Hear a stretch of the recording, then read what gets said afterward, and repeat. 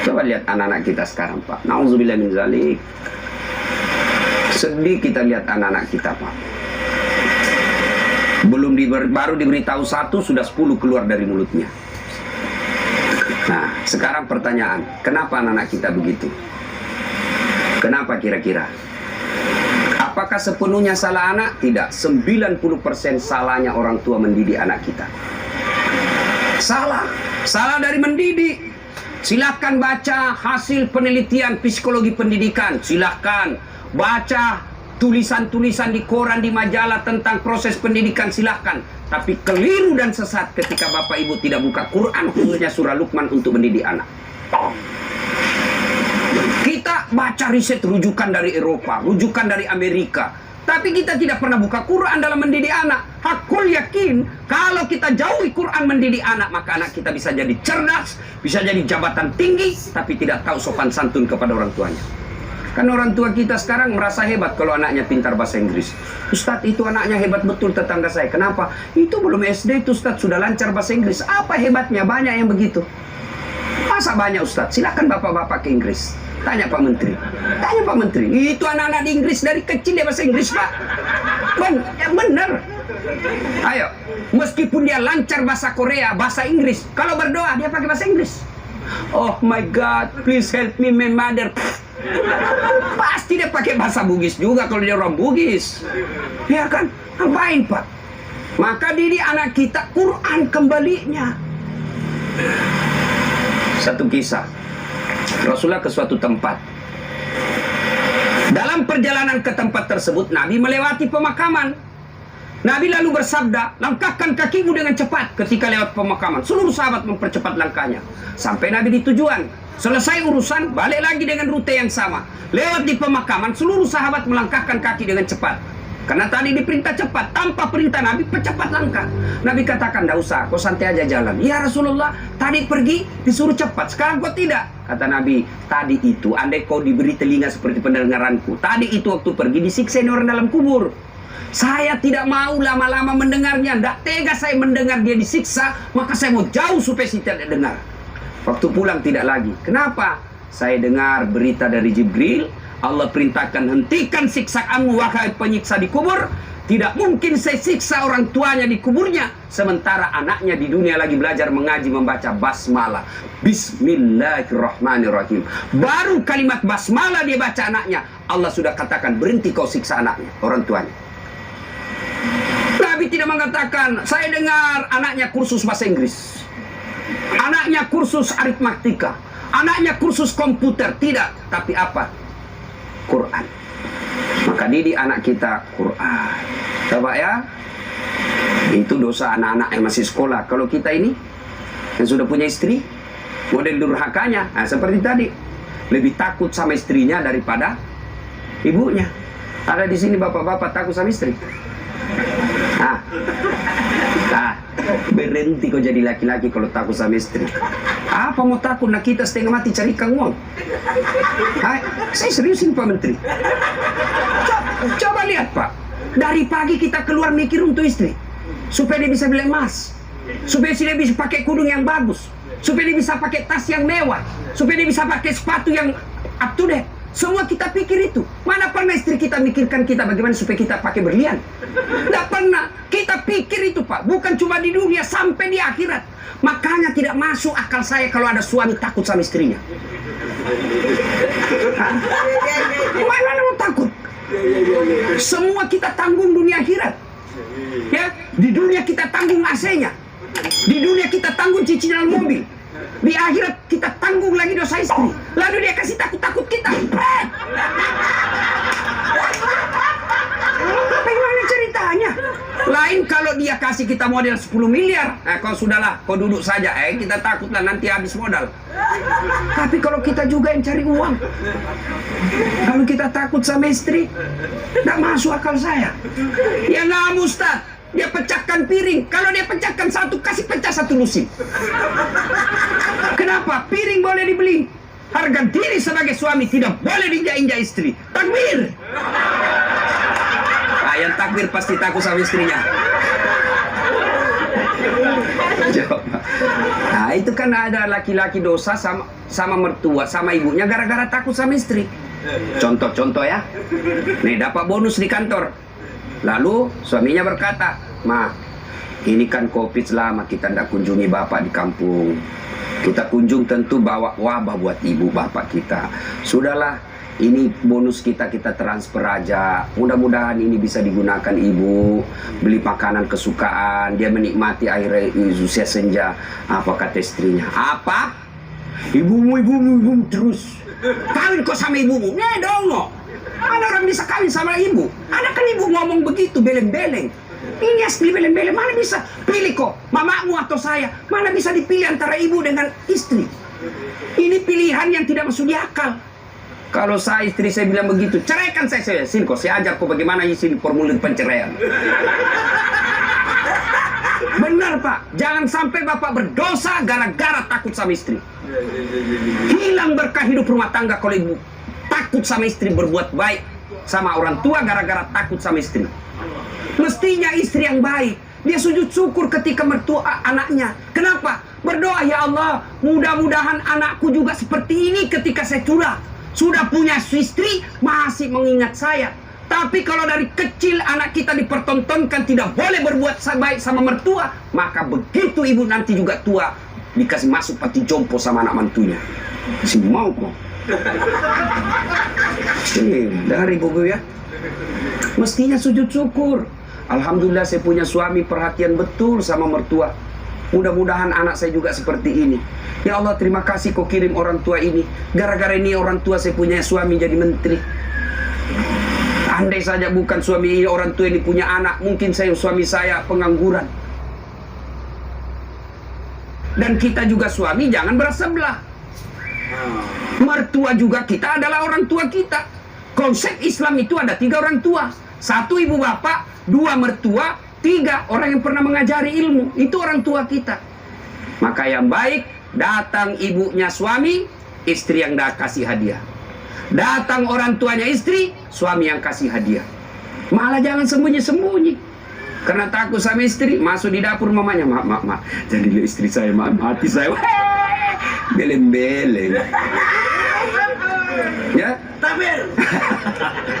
Jangan sampai Bapak menjadi anak durhaka hanya karena takut kepada istri. Itu camkan itu, Pak. Maka saya bilang sama istri saya, "Boleh kau marah-marah sama saya. Ada rezeki dari saya, kau habisi duit itu rezekimu. Boleh kau maki-maki saya kalau kau marah. Boleh kau lempar kepalaku yang pintu tidak dikena. Satu yang tidak boleh sedengar, jangan pernah kau sakiti perasaan ibu saya." Begitu sakit perasaan ibu saya, tidak ada mantan orang tua. Tapi istri, banyak namanya mantan istri. Nah itu harus tegas, ini prinsip buat kita anak. Hah? Nah, ini golongan pertama yang menderita ketika sakaratil maut, anak yang durhaka kepada orang tuanya. Bagaimana dengan almarhum anak Pak Tony? Atau kita yang sudah meninggal orang tuanya? "Ustadz, saya dulu anak durhaka Ustadz. Berapa sering saya kasih keluar air mata ibu saya Ustadz. Tapi saya sudah sadar, saya sudah hijrah sekarang. Tapi orang tua saya sudah ada kubur. Gimana cara berbuat baiknya?" 1, doakan. Mendoakan orang tua tidak harus pakai bahasa Arab. Mendoakan orang tua bagi yang menikah, ada 4 minimal kita minta. Ya Allah, ampuni dosanya. 2, terima amalnya. Ada amal tidak diterima? Ada. Amal-amal pilkada. Sumpah jilbab 10.000 supaya dicoblos. Nah, nanti ya Allah mana jilbabku 10.000, kata malaikat, "Bos, pilkada jilbabmu." Ya, nggak sampai. Pun kalau ada amal orang tua kita seperti itu, dia pernah caleg, maka kita berdoa, "Ya Allah, terima amalnya orang tuaku." Yang ketiga, lipat gandakan amalnya tersebut. Dan yang keempat, lapangkan alam kuburnya, jadikan kuburnya menjadi taman-taman surga. Lalu tutup dengan doa yang ada Al-Quran, "Allahumma ghafirli wali walidayya warhamhuma kama rabbayani shaghira." Doakan. Yang kedua, cara berbuat baik kepada orang tua sebelum meninggal adalah bersedekah atas nama orang tua.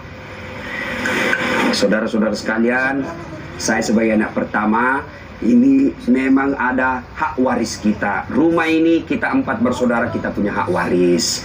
Tapi inilah peninggalan Bapak yang beliau sejak jadi pegawai sampai pensiun mencicil rumah ini. Tidak elok rasanya begitu meninggal, beliau tidak menikmati rumah ini. Lebih baik rumah ini kita jual, kita belikan beliau jadikan masjid. Setengah dari ini warisan barulah kita bagi. Bagaimana adik-adik? Setuju? Setuju kak? Biasa kalau ada begini istri yang menghasut. Apa kek? Kau kan anak pertama, masa kau mau diatur sama adikmu dongo ini? Itu biasa itu begitu. Jadi penghasut. Bersedekah atas nama orang tua. Ada lagi yang berkata tidak sampai kalau sudah meninggal Ustaz. Mau bukti bahwa sedekah kepada orang meninggal sampai? Mau bukti? Mau pak? Mau saya kasih bukti. Gimana caranya? Bapak meninggal dulu, saya kirimkan sedekah. Sebab yang begini alam gaib pak, tidak bisa diakali. Kalau bapak tidak percaya sudah mati duluan deh, saya kirim Fatihah dengan binatang kurban. Yang ketiga, cara berbuat baik kepada orang tua sudah meninggal adalah mengunjungi karib kerabatnya. Besok lusa anaknya almarhum masih hidup, teman-temannya bapak ketika sudah usur, anaknya sudah menjadi pembesar, maka kunjungi karibnya. Itulah cara berbuat baik kepada orang tua yang sudah meninggal. Dan yang paling konkret, kalau mau berbuat baik kepada orang tua yang sudah meninggal adalah jadilah anak yang soleh atau soleha. Nah ibu bapak saudara-saudara sekalian, ini yang perlu diluruskan. Orang datang melayat, satu, banyak injak-injak sunnah Nabi. Dua, tidak ada manfaat buat orang meninggal. Tiga, datang bawa dosa. Coba lihat prakteknya, saya lihat ini. Kenapa saya bilang datang bawa dosa? Datanglah ibu-ibu gaul, kudung hitam, baju hitam, rok hitam, kacamata hitam, payung hitam. Saya tanya, kenapa hitam-hitam? Dia bilang, Ustaz, selebriti. Tidak, sunnah itu putih-putih. Dosa enggak hitam-hitam? Tidak, tapi dicintai Allah dan Rasulnya kalau bapak ibu pakai putih-putih. Dua, datang tambah-tambah dosa. Itu tadi sunnah sunnah Nabi. Yang kedua, datang tambah-tambah dosa. Kenapa tambah-tambah dosa? Datang cerita jelek aja orang pak. Lewat satu, terutama ibu-ibu tuh. Mulai pintu dia lihat pak. Mulai dilihat dari ujung rambut sampai ujung kaki. Lewat si Kobi itu kata orang Bugis. Si Kobi nih. Apa? Dia tidak cerita tapi mulutnya, matanya sinis. Kenapa? Lipstiknya palsu. Kenapa kau tahu? Melengket di giginya.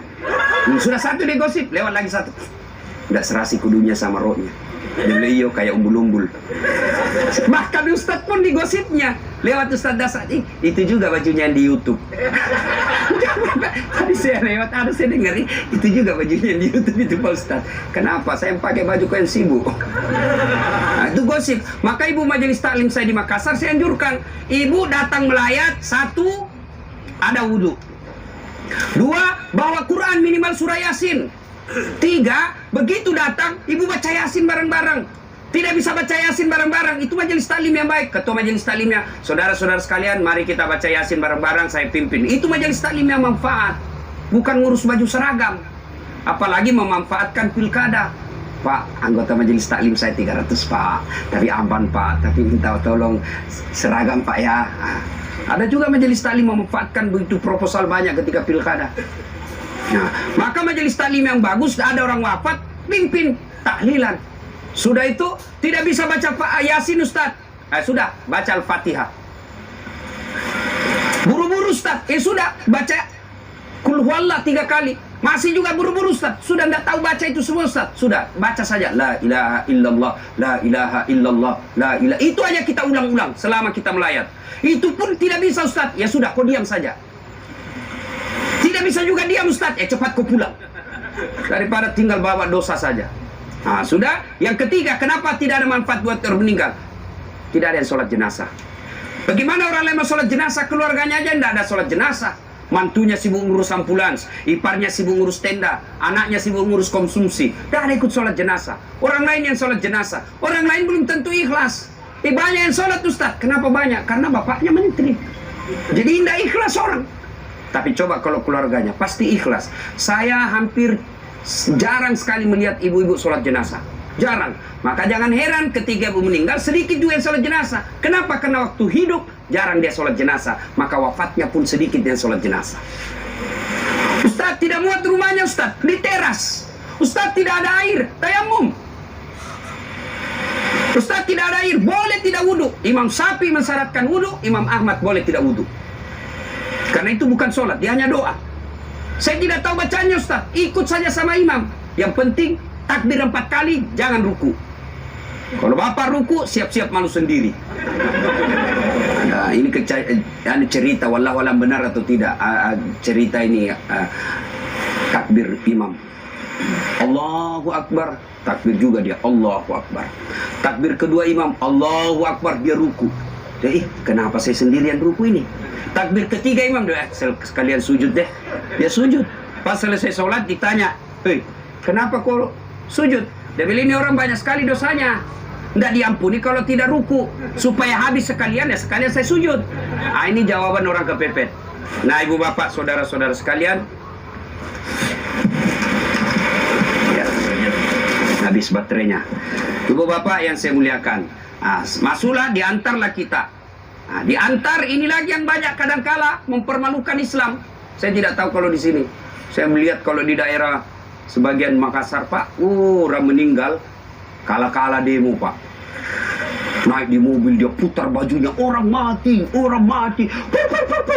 minggir, sampai mobilnya orang dilempar. Jangan begitu. Ngapain buru-buru? Jadi sebelum diantar jenazah, keluarga yang berduka pidato.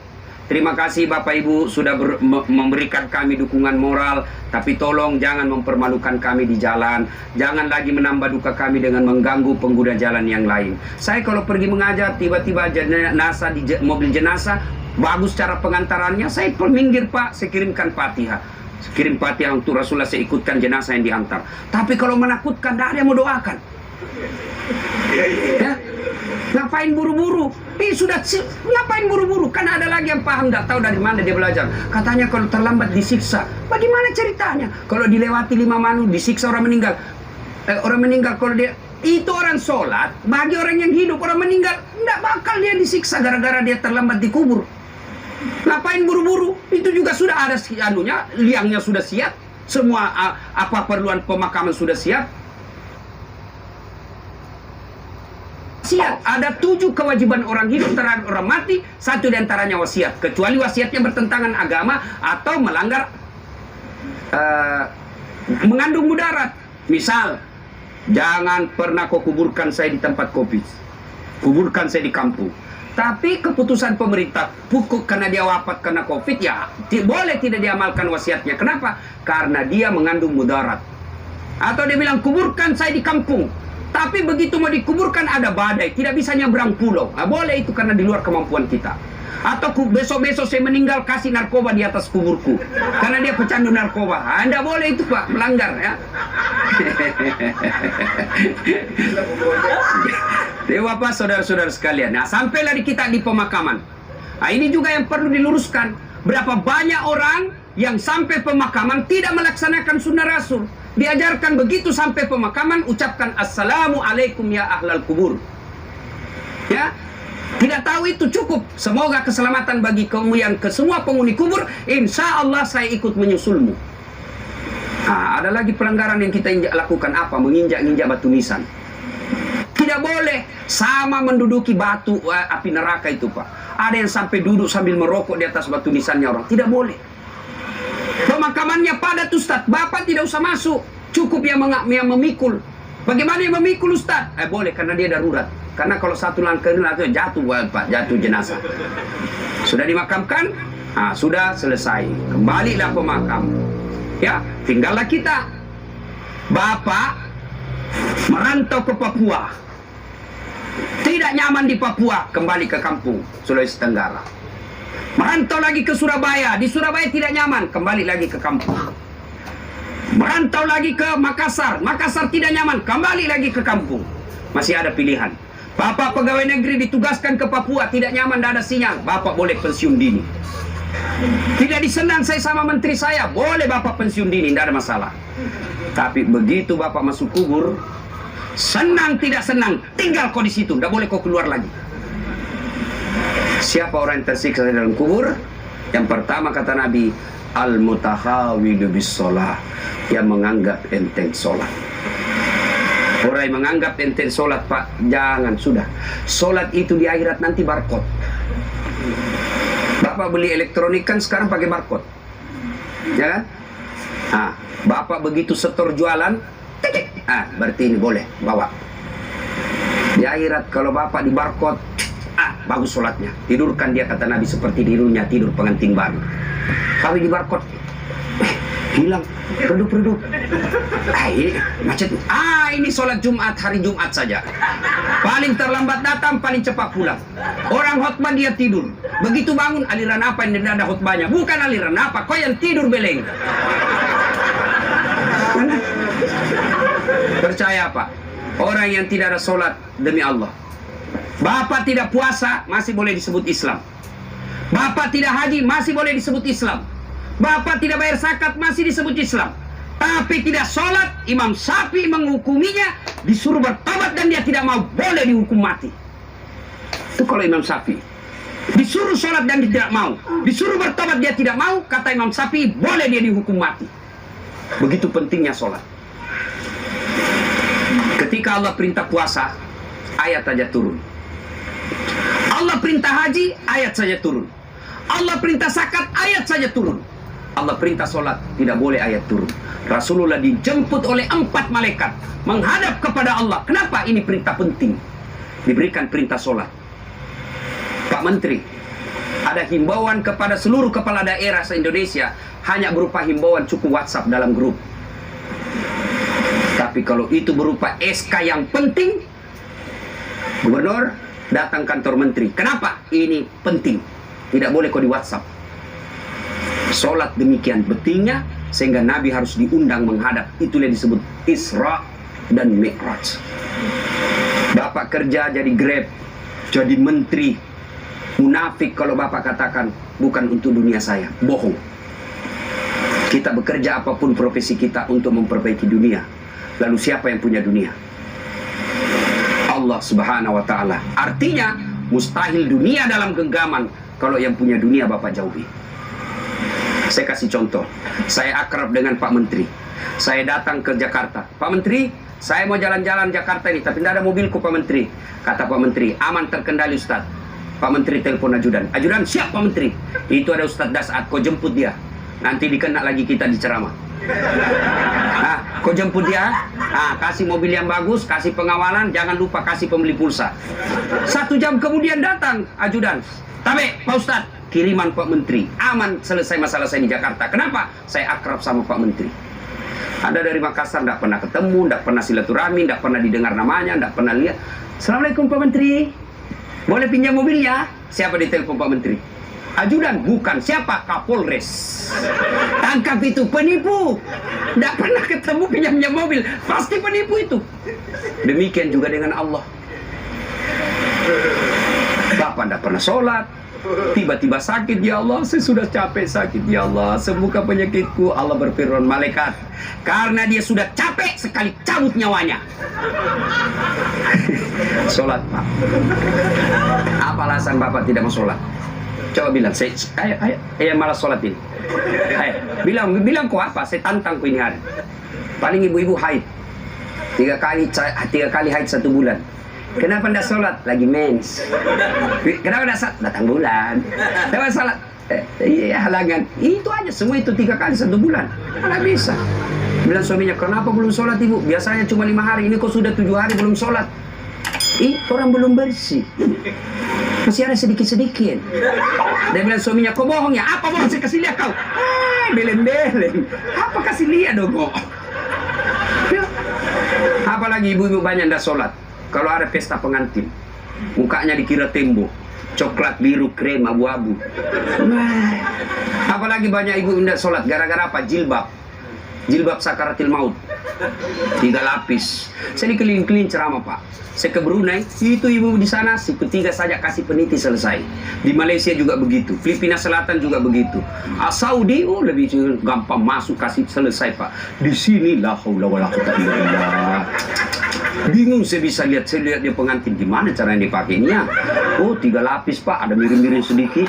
Nah, ada cipin-cipin, ada kayak pohon di belakangnya. Begitu dia bilang suaminya, Bu, kopi sholat. Sadar kok Pak, saya sadar, saya suruh kau sholat, sholat. Kau ndak lihat ini Pak, 1 jam dipakai di jilbab, dong. Gara-gara jilbab ndak sholat, beleng-beleng. Ya nggak tahu Bu, saya suruh sini sholat Pak. Adik-adik, Saya bisa cerita seperti ini karena saya alami. Percayalah Pak, mustahil Allah sengsarakan hidupnya orang baik sholatnya. Tuhan apa yang sengsarakan hidupnya orang baik sholatnya? Udahlah Pak, Bapak mau dekat sama Pak Menteri, nggak usah cari muka sama Menteri. Muka Bapak sudah bagus. Ada juga siapa? Cemen lu men. Kerja aja yang baik. Selebihnya sholat, minta kepada Allah. Kecil buat Allah jadi menteri. Kecil buat Allah dapat proyek, kecil. Jangankan yang tidak masuk, yang masuk akal. Tidak masuk akal Allah kasih. Masuk akal enggak manusia dibakar hidup-hidup bisa hidup? Masuk akal enggak? Enggak masuk akal. Tapi kalau Allah mau, Ibrahim alaihissalam dibakar keluar kedinginan. Masuk akal enggak perempuan hamil tidak pernah disentuh laki-laki? Kata ibu kedokteran, enggak mungkin Ustaz. Tapi kalau Allah yang mau, Siti Maryam. Akhir Isa tanpa pernah disentuh laki-laki. Cuma sekarang banyak perempuan mau sayangin Siti Maryam. Ada suaminya, ada nanya, belum.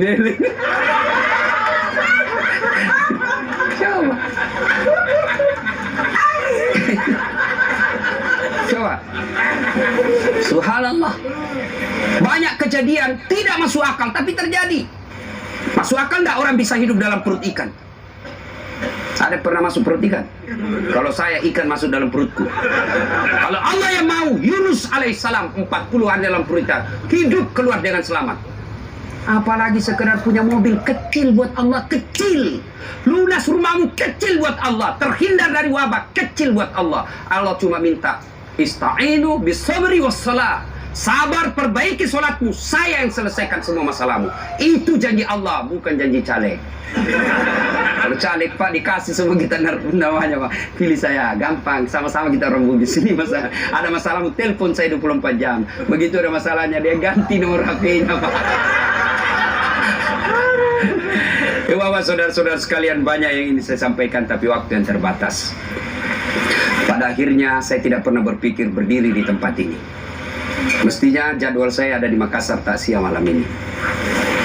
Tapi begitu Pak Herman telepon dan dibicarakan saya sama Pak Menteri, saya lupa janji saya dua Pak.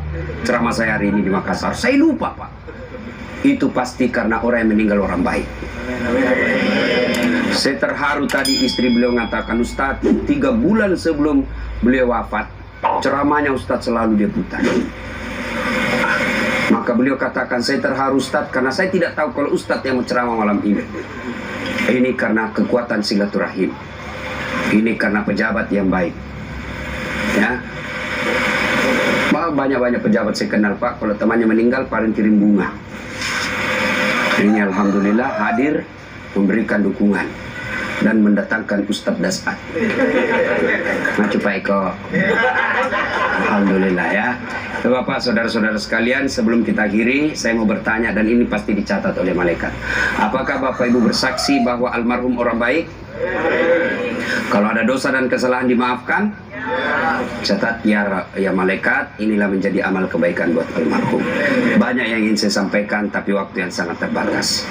Untuk ingin mendengarkan ceramah saya lagi, gampang, silakan buka channel YouTube saya, Dasat Latif.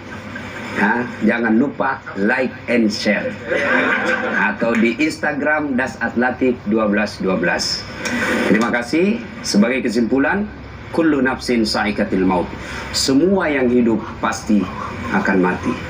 Al mautu babun. Mati adalah pintu yang setiap kita pasti melewatinya.